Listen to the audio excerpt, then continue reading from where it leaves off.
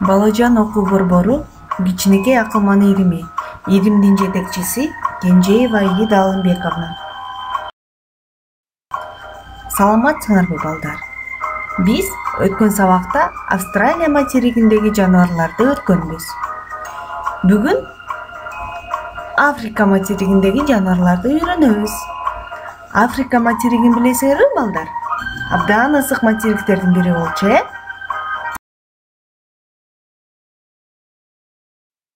Австралия материгинде кандай жаныбарлар бар эле?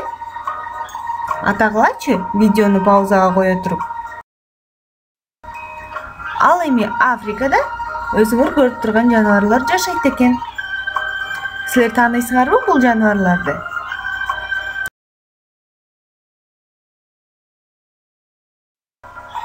Арстандар.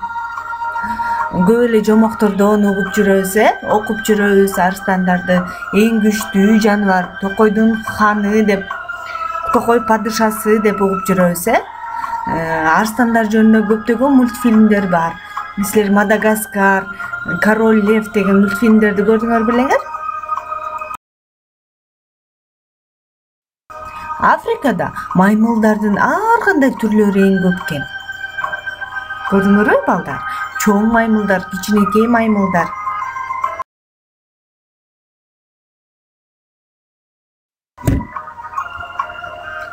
Анан дагы Африкада жирафтар бар экен.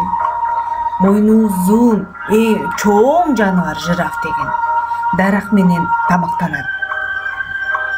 Дарактын жалбырактарын жейт экен. Африкада дагы зебралар бар. Силер тааныйсыңарбы бул жаныбарды? Анан дагы хамелеондор бар экен. Хамелеондор балдар өңү кубулуп турган жаныбар.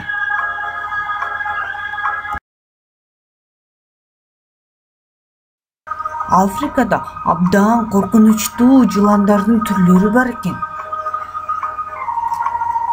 Жыландын уусу адамдын ден соолугуна абдан зыян келтире турган ушундай уусу бар экен да. Абдан коркунучтуу жыландар бар экен Африкада. Байкасаңар балдар, Африка материгинде жаныбарлар абдан чоң. Мисалы пилдер.